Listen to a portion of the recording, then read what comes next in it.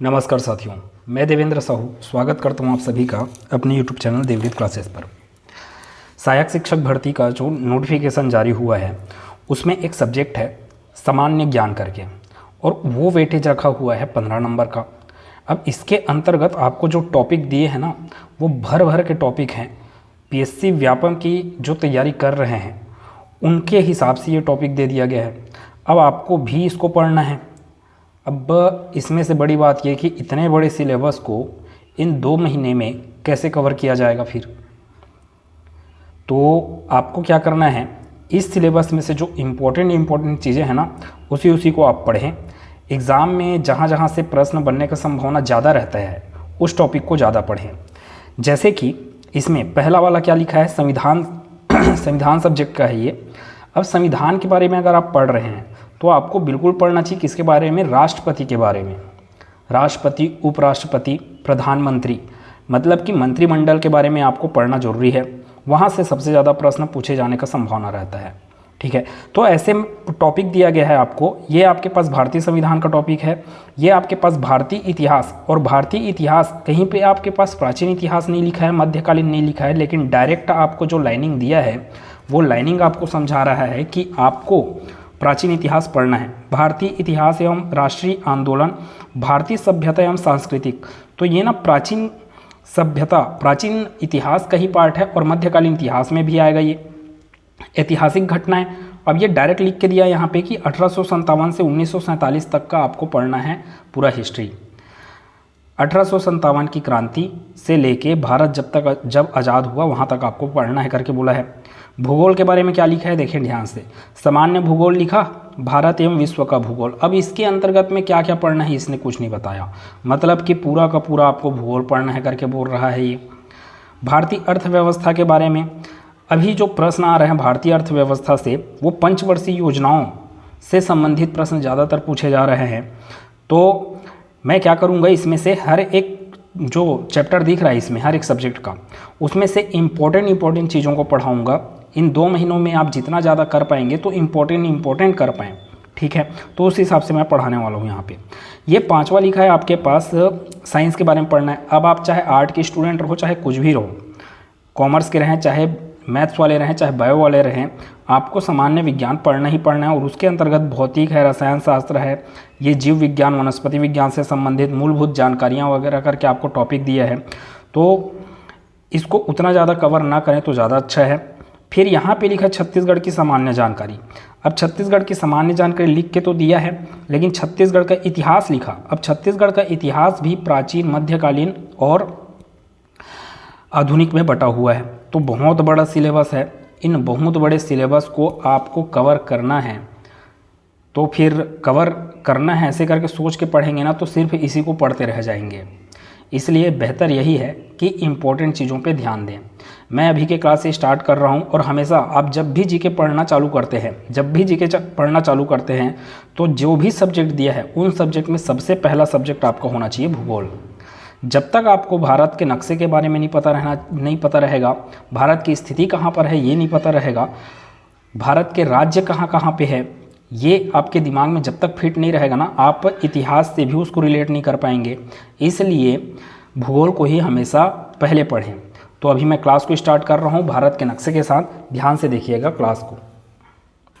तो चले देखेंगे, ये है भारत का नक्शा।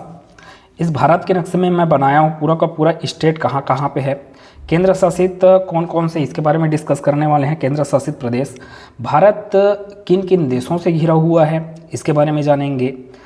यहाँ से सीमाओं से संबंधित प्रश्न एग्जाम में अक्सर पूछे जाते हैं, तो ये मोस्ट इम्पॉर्टेंट टॉपिक है। और हमेशा आपको जब भी जीके पढ़ना स्टार्ट कर रहे हैं, जीके जीएस पढ़ना स्टार्ट कर रहे हैं, तो आपको हमेशा सबसे पहले भारत का नक्शा आपके दिमाग में फिट रहना चाहिए। भारत के राज्य कहाँ कहाँ पे, जैसे कि हिस्ट्री में टॉपिक आया पानीपत आया। ठीक है, पानीपत का युद्ध पढ़े हैं, तो पानीपत कौन से स्टेट में पड़ता है ये दिमाग में फिट रखें पहले, तब तो आप उस युद्ध को उस जगह से रिलेट कर पाएंगे, अपने दिमाग में इमेज बना पाएंगे। ठीक है, बक्सर आएगा तो बक्सर कौन से राज्य में पड़ता है, प्लासी आएगा, प्लासी कौन से राज्य में पड़ता है, ये सब चीज़ें आपके दिमाग में रहेगा, तभी तो आपको याद करने में आसानी होगा। तो क्लास को देखेंगे। यहाँ पे मैं बनाया हूँ भारत का नक्शा। भारत के नक्शे में पहली बात तो ये कि 28 राज्य हैं और 8 केंद्र शासित प्रदेश हैं। कितना बोला? 28 राज्य और 8 केंद्र शासित प्रदेश। 8 केंद्र शासित प्रदेश कौन कौन से हैं? 8 केंद्र शासित प्रदेश कौन कौन से हैं? तो ये आपको दिख रहा है लद्दाख। लद्दाख आपका एक केंद्र शासित प्रदेश है। जेके लिखा है मतलब कि जम्मू कश्मीर। यहाँ पे छोटा सा जो दिख रहा है, ये छोटा सा, ये क्या है? आपके पास दिल्ली है। ठीक है, दिल्ली। तो यहाँ पे मैं डी करके लिख देता हूँ, ये दिल्ली है ये। ठीक, फिर इसके बाद यहाँ पे आएगा आपके पास दीव, यहाँ पे दीव, और यहाँ पर आपके पास आएगा दमन। ठीक है, और उसके नीचे में मिलेगा आपको दादर नगर हवेली। ठीक है, दीव, दमन और दादर नगर हवेली मिलाकर एक केंद्र शासित प्रदेश है। तीनों मिलाकर, दीव, दमन और दादर नगर हवेली, ये तीनों मिलाकर एक केंद्र शासित प्रदेश हैं। यहाँ पे आपके पास मिलेगा लक्षद्वीप, मिलेगा लक्षद्वीप। ठीक है, ये आपके पास क्या है? अरब सागर है ना पूरा, ये आपके पास अरब सागर है। ये इधर नीचे में हिंद महासागर, और ये आपके पास बंगाल की खाड़ी, इधर बंगाल की खाड़ी है। अब आपको कितना केंद्र शासित प्रदेश की बात कर चुका मैं? 5। जम्मू कश्मीर, लद्दाख, दिल्ली, दमन दीव एवं दादर नगर हवेली, लक्षद्वीप, ये 5 हो गए। फिर उसके बाद पुडुचेरी। पुडुचेरी एक्चुअल में कहाँ है? हम तमिलनाडु में, पुडुचेरी। पुडुचेरी, तो पुडुचेरी सिर्फ तमिलनाडु में है ऐसा नहीं, पुडुचेरी के 4 जिले। ठीक है, माहे, कराईकल, यनम और पुडुचेरी। माहे, कराईकल, यनम और पुडुचेरी, ये 4 जो जिले हैं वो एक आपके पास माहे केरल में फैला हुआ है, कराईकल और पुडुचेरी आपके पास तमिलनाडु में मिलेगा। ठीक है, और यनम मिलेगा आपको आंध्र प्रदेश में। तो पुडुचेरी केंद्र शासित प्रदेश के जिले कौन कौन से राज्य में फैले हुए हैं? केरल, तमिलनाडु और आंध्र प्रदेश, ये याद रखना है। फिर इसके बाद आपके पास बंगाल की खाड़ी के तरफ क्या मिलेगा? अंडमान निकोबार, AND करके लिख देता हूँ। अंडमान निकोबार कहाँ पे मिलेगा आपको? बंगाल की खाड़ी में। तो कितना हो गया टोटल आपके पास? अब लद्दाख, जम्मू कश्मीर, दिल्ली, दमन दीव और दादर नगर हवेली, लक्षद्वीप, पुडुचेरी और ये अंडमान निकोबार, 7 केंद्र शासित प्रदेश हो गए। राज्यों के बारे में बात करता हूँ, तो राज्यों को याद रखना है ना आपको। अब याद रखने का तरीका देखें। देखो, लद्दाख और जम्मू कश्मीर तो केंद्र शासित प्रदेश है। उसके नीचे कौन है? हिमाचल प्रदेश। हिमाचल प्रदेश के अगल बगल में पंजाब मिलेगा और उत्तराखंड मिलेगा। हिमाचल प्रदेश के नीचे में लटकता हुआ मिलेगा कौन? हरियाणा। ठीक, तो ये 4 राज्य को ऐसे याद रखना है। क्या क्या बोला? हिमाचल प्रदेश के राइट साइड में, हिमाचल प्रदेश के राइट साइड में, ठीक है, या आप अपने तरफ से देख रहे हैं तो हिमाचल प्रदेश के लेफ्ट तरफ पंजाब और हिमाचल प्रदेश के राइट तरफ उत्तराखंड, यूके मतलब कि उत्तराखंड। हिमाचल प्रदेश के नीचे में लटक रहा है कौन? हरियाणा। ठीक, इतना। अब उसके बाद राजस्थान से आप याद करना चालू करें और ऐसे लाइन से ना, राजस्थान, यूपी, बिहार। ठीक, फिर गुजरात, मध्य प्रदेश, छत्तीसगढ़, झारखंड और वेस्ट बंगाल। फिर उसके नीचे आएंगे तो महाराष्ट्र, छत्तीसगढ़ तो को गिन लिए, महाराष्ट्र और ये उड़ीसा।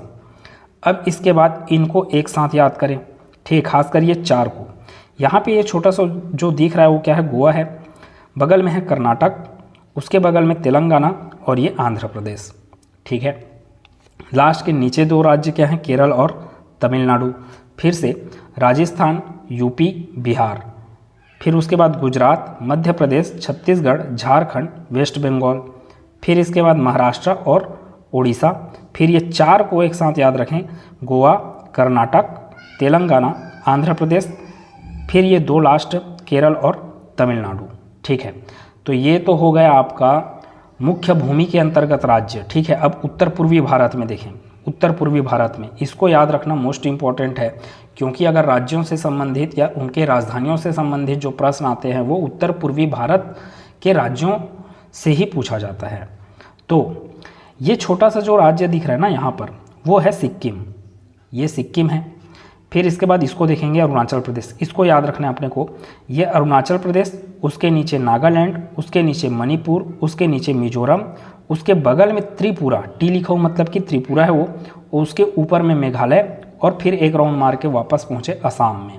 अब याद रखना है तो याद रखने का ट्रिक देखें। अब कई कन्फ्यूज़न क्या होता है कि ये नागालैंड है कि मणिपुर है कि मिजोरम है, क्या है करके कन्फ्यूज़न होता है। इसलिए अरुणाचल प्रदेश तो ऐसे ही याद रखना है कि ये अरुणाचल प्रदेश है।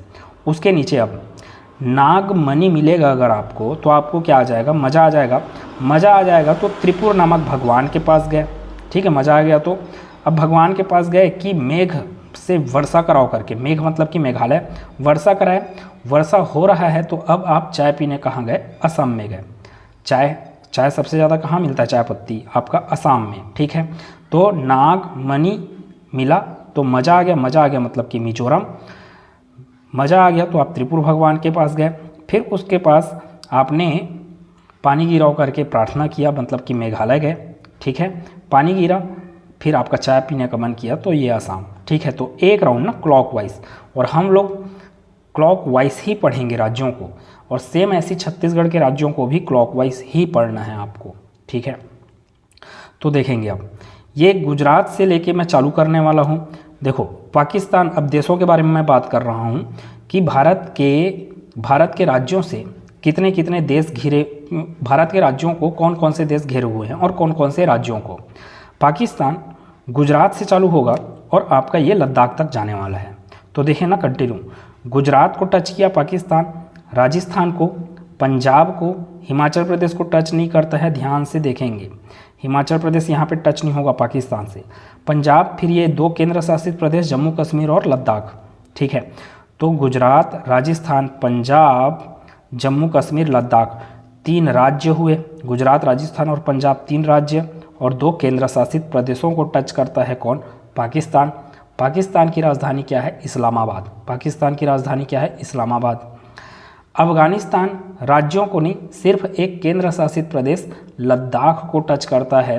अफगानिस्तान की राजधानी है काबुल। चाइना के बारे में आएंगे ना, तो चाइना लद्दाख से लेकर इस अरुणाचल प्रदेश तक कवर करता है, मतलब सीमा बनाता है, ठीक है। तो लद्दाख को टच करेगा चाइना, हिमाचल प्रदेश को टच करेगा, उत्तराखंड को टच करेगा। यूपी को टच नहीं कर पाएगा, क्योंकि यूपी को टच करेगा तो उसके पहले चाइना और यूपी के बीच में कौन आ गया, नेपाल देश आ गया। तो लद्दाख, हिमाचल प्रदेश, उत्तराखंड, सिक्किम को टच करेगा चाइना, यहाँ पर सिक्किम को टच करेगा, ठीक है। फिर यह अरुणाचल प्रदेश को टच करेगा। तो चाइना भी 5, जिसमें से एक आपका केंद्र शासित प्रदेश है। एक केंद्र शासित प्रदेश, हिमाचल प्रदेश, उत्तराखंड, सिक्किम और अरुणाचल प्रदेश 4 राज्य, ठीक है। नेपाल के बारे में बात करेंगे तो उत्तराखंड हो गया, यूपी हो गया, बिहार हो गया, और देखेंगे ध्यान से यहाँ पे छोटा सा ना पश्चिम बंगाल मिलेगा। पश्चिम बंगाल को टच करेगा नेपाल, और ये सिक्किम को टच करेगा। प्रश्न कैसे कैसे बनेंगे एग्जाम में, नेपाल निम्नलिखित में से कौन से राज्य को टच नहीं करता है करके बोलेगा। यूके दे दिया, यूपी दे दिया, बिहार दे दिया, और आपको असम दे दिया, ठीक है। असम, तो असम को तो टच नहीं कर रहे नेपाल। तो इस प्रकार से आपको प्रश्न पूछे जाएंगे एग्जाम में। भूटान की बात करूं तो भूटान सिक्किम को टच कर रहा है। यहाँ पे आपके पास असम को टच करेगा, अरुणाचल प्रदेश को टच करेगा, और पश्चिम बंगाल को टच करेगा, ठीक है। तो इतना सब चीज़ है। अब आपके पास म्यांमार की बात करूं तो अरुणाचल प्रदेश, नागालैंड, मणिपुर, मिजोरम, ये 4 राज्य सीमा बनाते हैं किसके साथ, म्यांमार के साथ। तो एग्ज़ाम में इन सीमाओं से प्रश्न आने वाले हैं कि कौन से राज्य, कौन सा देश कौन से राज्य को टच करता है या नहीं करता है, ऐसे वाले प्रश्न, ठीक है। ये इतना हुआ। अब ये बात कि सबसे ज़्यादा सीमा कौन बनाता है, सबसे ज़्यादा सीमा कौन बनाता है, मतलब कि इन देशों में कौन सा देश है जो सबसे ज़्यादा सीमा बनाता है। तो उसके लिए एक ट्रिक याद रखेंगे। बचपन में MBA किया, बचपन में MBA किया, बचपन में MBA किया, बचपन में MBA किया। ब से बांग्लादेश, अच्छा बांग्लादेश के बारे में बताना भूल गया। ये है आपके पास बांग्लादेश, और बांग्लादेश देखेंगे चारों तरफ से कौन कौन से राज्यों से ये सीमा बना रहा है। तो पश्चिम बंगाल से सीमा बनाएगा बांग्लादेश, यहाँ हल्का सा असम में टच होगा, इधर से टच होगा और यहाँ से टच होगा। तो बांग्लादेश किससे सीमा बना रहा है, पश्चिम बंगाल से सीमा बना रहा है। असम से सीमा बना रहा है, मेघालय से सीमा बनाएगा, और ये त्रिपुरा से बनाएगा, और ये मिजोरम से बनाएगा। तो ये भी 5 राज्यों से सीमा बनाएगा। सबसे लंबा सीमा बनाने वाला देश कौन है? बांग्लादेश। सबसे लंबा सीमा मतलब कि लंबाई के अनुसार सबसे ज़्यादा किन राज्यों को घेरा हुआ है? बांग्लादेश घेरा हुआ है। कौन सा देश? बांग्लादेश। उसके बाद चाइना, फिर प से पाकिस्तान, न से नेपाल, फिर एम से ना म्यांमार, फिर उसके बाद ये बी से भूटान है ना, ये भूटान है। ये वाले ब का मतलब बांग्लादेश है और ये वाले बी का मतलब भूटान है, और ए मतलब कि अफ़गानिस्तान। अर्थात सबसे ज़्यादा सीमा बनाता है बांग्लादेश और सबसे कम सीमा बनाता है अफ़गानिस्तान। ठीक है, इतना सारा बात हुआ। अब कितना सीमा बनाता है ये इम्पोर्टेंट नहीं है आपके लिए। अभी आपको सिंपल से ये याद रखना है कि कौन सबसे ज़्यादा सीमा बना रहा है और कौन सबसे कम। कई बार क्या होता है, क्रम को पूछा जाता है कि क्रम से जमाओ सीमा की लंबाई के अनुसार। क्रम से जमाने के लिए तो सबसे लंबा सीमा बनाता है बांग्लादेश, उसके बाद से चाइना। मतलब कि इस ट्रिक को आप याद रखेंगे तो आपका ये प्रश्न बन जाएगा आसानी से। ठीक है, अब और साथ ही साथ आपको क्या करना है, सभी राज्यों की राजधानियां आपको याद रहने चाहिए। जैसे कि ऊपर में आपको दिख रहा है लद्दाख, लद्दाख की राजधानी क्या है? लेह है। फिर नीचे में जम्मू कश्मीर दिख रहा है, जम्मू कश्मीर की राजधानी श्रीनगर है। ठीक, जम्मू कश्मीर की राजधानी श्रीनगर। हिमाचल प्रदेश की राजधानी शिमला। पंजाब और हरियाणा दोनों की राजधानी चंडीगढ़ है। ठीक है, एक मैं केंद्र शासित प्रदेश भूल गया यहाँ पे, ये कौन सा है आपके पास? चंडीगढ़। यहाँ पे मिलेगा पंजाब और हरियाणा के बीच में आपको मिलेगा चंडीगढ़। ठीक है, चंडीगढ़। तो टोटल आपके पास 8 केंद्र शासित प्रदेश ना, मैं साथ ही गिनवाया था। तो लद्दाख, जम्मू कश्मीर, चंडीगढ़, दिल्ली, दमन दीव और दादर नगर हवेली, फिर लक्षद्वीप। टोटल कितना होगा इधर? 1 2 3 4 5 और ये 6 आपके पास। पुडुचेरी 7 और ये बंगाल की खाड़ी 8। तो 28 केंद्र शासित प्रदेश और 28 राज्य और 8 केंद्र शासित प्रदेश हैं, याद रखना है। अब क्या क्या बता रहे थे कि हिमाचल प्रदेश की राजधानी क्या है? शिमला। पंजाब और हरियाणा की राजधानी चंडीगढ़, और चंडीगढ़ केंद्र शासित प्रदेश की ही राजधानी क्या है? चंडीगढ़। ठीक है, तो 3 चीज़, पंजाब हरियाणा राज्यों की राजधानी चंडीगढ़ है, चंडीगढ़ केंद्र शासित प्रदेश की राजधानी चंडीगढ़ है। ठीक है, और चंडीगढ़ एक केंद्र शासित प्रदेश है। दिल्ली की राजधानी नई दिल्ली। उत्तर प्रदेश, अच्छा कंटिन्यू इधर से जाना है, तो अब हिमाचल प्रदेश का हो गया, पंजाब हरियाणा, उत्तराखंड का बचा है। उत्तराखंड का क्या है? देहरादून। राजस्थान का आपके पास जयपुर, उत्तर प्रदेश का लखनऊ, बिहार का पटना, गुजरात का गांधीनगर। हमेशा ऑप्शन में ना अहमदाबाद देता है, इस बात को ध्यान रखेंगे।